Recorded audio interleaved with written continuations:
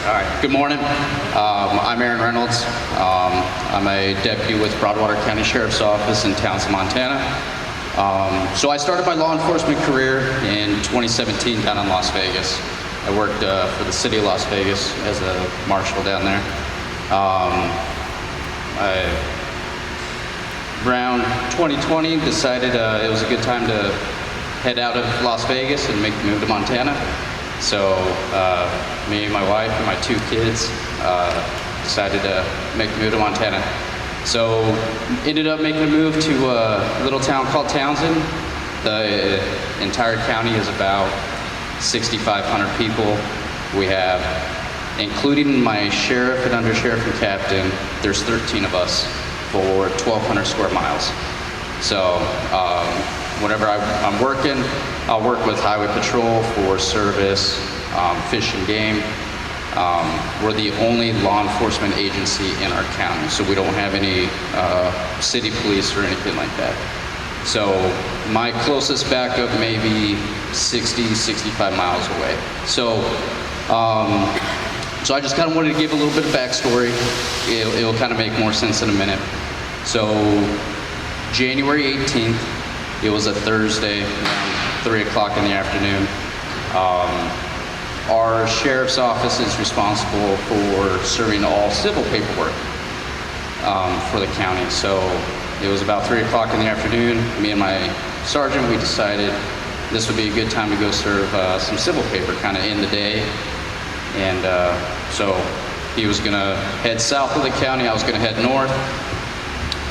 From the north side of our county to the south side of our county is about 60 miles.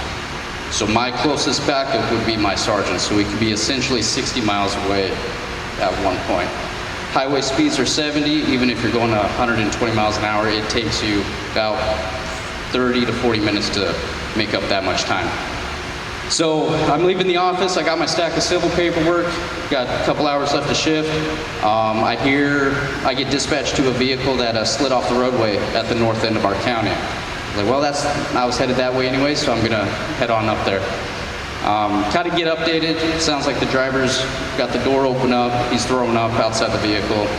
So instantly, my thought is he's either DUI, which at 3 o'clock in the afternoon, it's not impossible. So I thought he's either DUI or this might be a medical situation.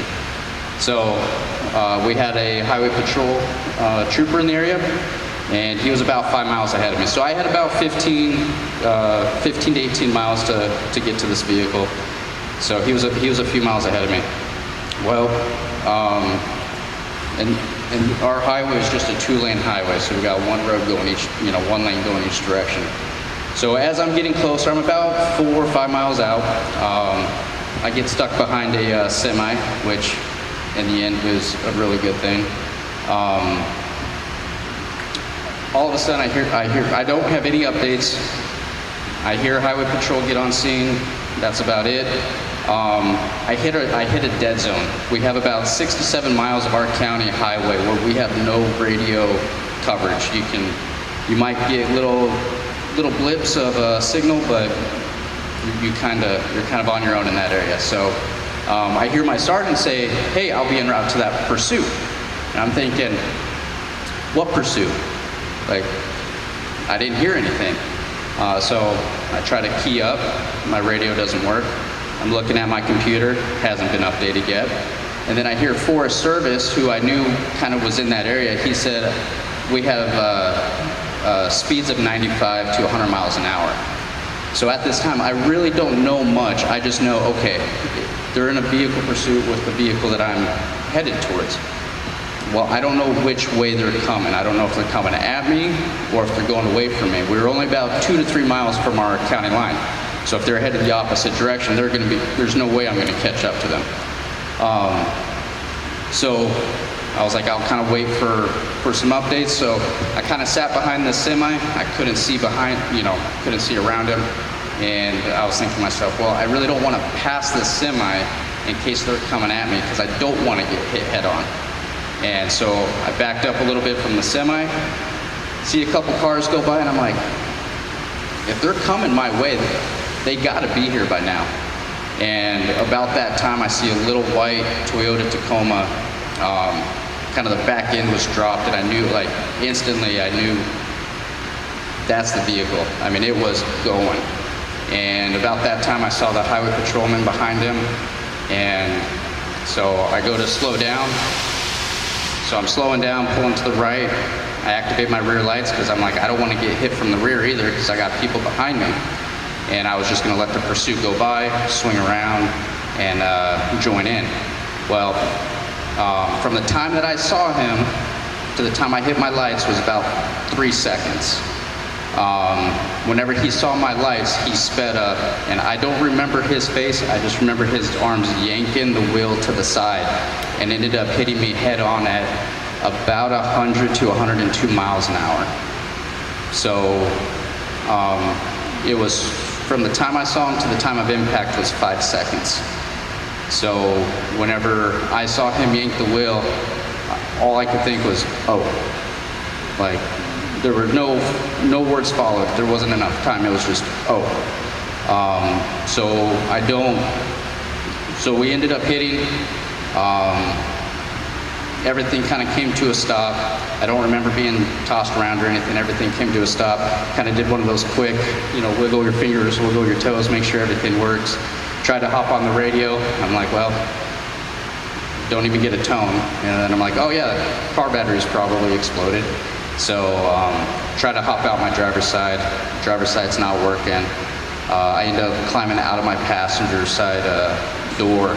And as I'm climbing out, as I'm opening the door, I'm facing inside the cab of his Tacoma, because what initially went through my head was, I'm alive, he's probably alive, and he's gonna start shooting.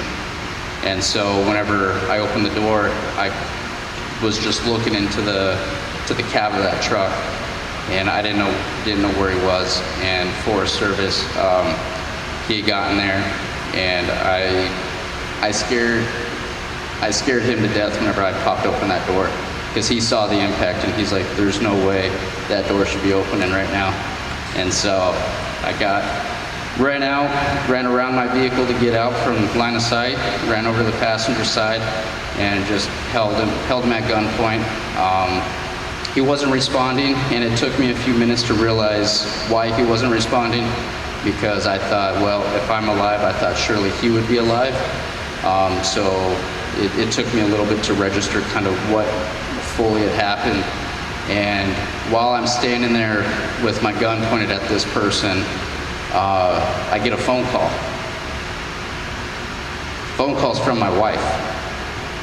So what had happened was my wife got notified by the Apple SOS that I was in a crash, and she could see my location, and the location that I was at is notorious for head-on crashes.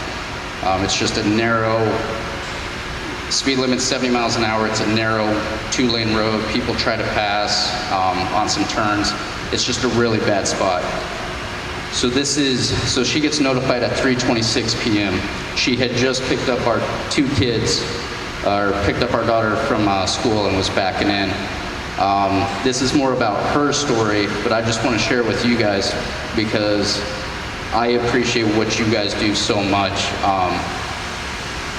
She was backing in whenever her watch went off, saying that I was in a crash. I live right across the street from one of our deputies. He's a canine officer. So she runs over to his house, knocks on the door, says, hey, Aaron was just in a crash, what's going on? And he calls dispatch, and dispatch tells her, yep, he was hit head on, he's okay, he's gonna be going to the hospital. And that was probably one of the hardest things that I've done in law enforcement, is to do my job, but to have my wife calling me at the same time, checking on me. I didn't know, I was like, so I apologize for not answering at that moment. Great move. Yes. But to finish it up, like I said, I appreciate what you guys do. It means the world to me, my wife, my family. My daughter, she just turned 8. My son, he's about to be 4. So, we appreciate you guys. And I know my Sergeant Buck, he couldn't be here, but whenever he came up on scene, he pulled me away from the scene and I was able to call my wife. So, thank you. Did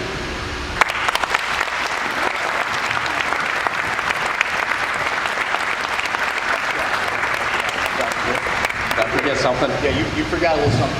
I mentioned when we began this part, you know, we took rounds, and they're rough.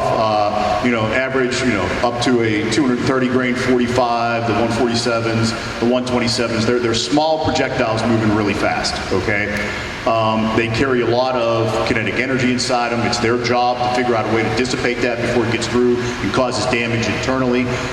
He got hit by a 100-mile-an-hour Toyota Tacoma, okay? I'm gonna have you tell them what the black box told you. So during the investigation, they pulled out the black box from my Durango. So, like I had mentioned, I had backed up off of that semi for a little bit, just so I could get some more room to see. So I went from 58 down to 17 miles an hour. So I was driving 17 miles an hour at the moment of impact. At the moment of impact, I went from 17 to 38 miles an hour in the opposite direction. So I'm not a math expert, but you know, that's a big change.